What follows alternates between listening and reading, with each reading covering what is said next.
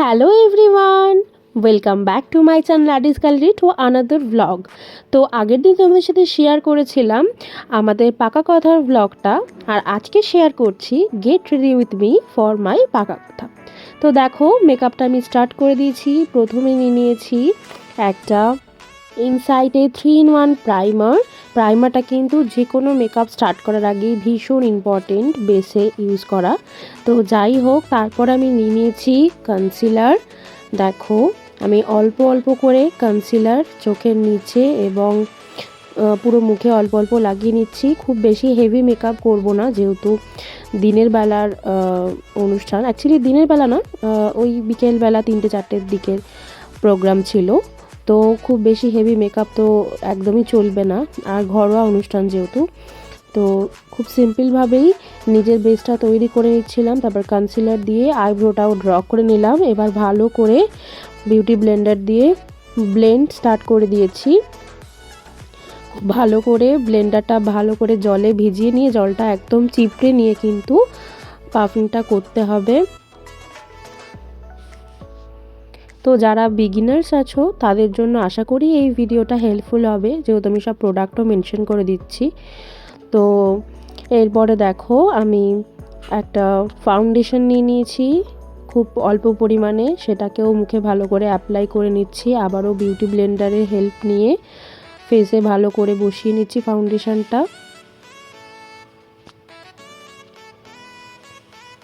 তো এরকম আরও মেকআপ ভিডিও যদি তোমাদের ভালো লেগে থাকে তাহলে অবশ্যই আমাকে এটা কমেন্ট করো, আর ভালো লাগলে আমার চ্যানেলটা অবশ্যই সাবস্ক্রাইব করে পাশে থেকো, আর বেল আইকনটা প্রেস করতে ভুলো না, যাতে আমি ভিডিও ছাড়লেই তোমাদের কাছে সবার প্রথমে নোটিফিকেশনটা পৌঁছে যায়।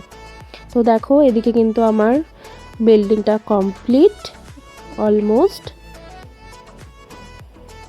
প্রচণ্ড তাড়াহুড়োও ছিল সেদিনকে, তো আমি রেডি হতে হতে তোমাদের সাথে যেটুকু পেরেছি শেয়ার করেছি। মোটামুটি সব প্রোডাক্টগুলো দেখিয়েছি। এবার আমি ফেসেস কানাডার একটা ফেস পাউডার নিয়েছি।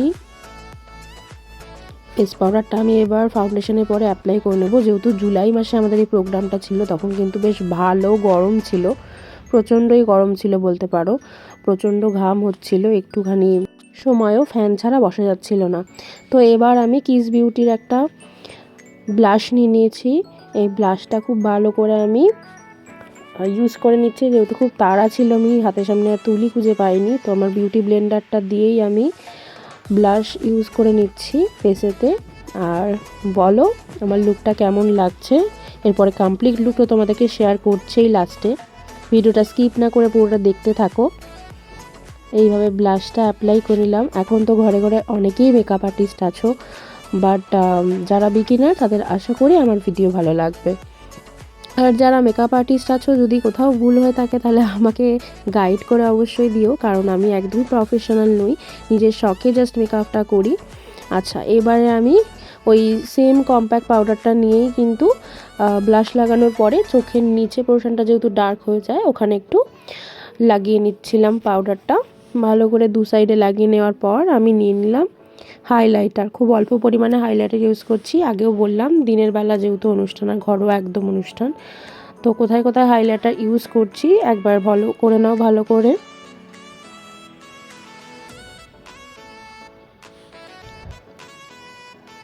তো আমার মেকআপ কিন্তু অলমোস্ট ডান। এবার আমি আইব্রোটা ড্র করে নিচ্ছি আইব্রো পেন্সিল দিয়ে। এটা কিন্তু একটা ব্ল্যাক কালারের পেন্সিল, খুব হালকা করে ড্র করছি। দুদিকেই সেমভাবে আইব্রোটা ড্র করে নিচ্ছি।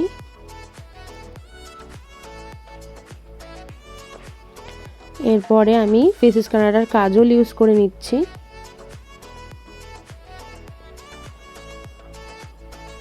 Makeup almost complete, just I মেকআপটা বাকি ছিল এই সময়। তো দুটো চোখেই আমি ফেসেস কানাডার কাজলটা একটু মোটা করে অ্যাপ্লাই করে নিয়েছি, বিকজ কাজল পরতে আমার ভীষণ ভালো লাগে। তো এরপরে দেখো, আমি একটা হালকা আইশ্যাডো নিয়ে পুরো চোখে অ্যাপ্লাই করে নিচ্ছি। আগেও বললাম খুব বেশি হেভি মেকআপ যেহেতু করব না, আর এই চোখের একদম কোণাতে অল্প একটুখানি হাইলাইটার ইউজ করে নিচ্ছি, যাতে একটু গ্লোই লাগে ব্যাপারটা।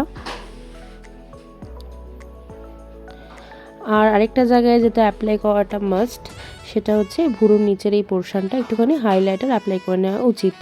এরপরে আমি সেম কালারের আইশ্যাডো নিয়ে একটুখানি চোখের তলাতেও স্মাচ করে নিচ্ছিলাম। আর এরপরে ইনসাইডের দারুণ এই মেকআপ ফিক্সারটা, এটা দিয়ে কিন্তু আমি মেকআপটাকে ফিক্স করে নিচ্ছি, যাতে মেকআপটা স্টে করে। এত গরম ঘামে যাতে সব মেকআপ নষ্ট না হয়ে যায়, যাতে লং লাস্টিং হয়।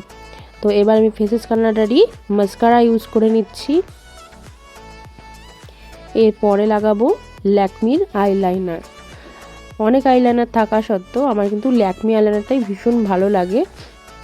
তো এবার আমি মাইগ্ল্যামের একটা একটু ডিপ শেডের লিপস্টিক ইউজ করছি, যেহেতু অনুষ্ঠান ছিল বললামই, শাড়িটা আমার একটুখানি ডিপ কালারের, তো সেই অনুযায়ী ম্যাচিং করে লিপস্টিক পরে নিচ্ছি।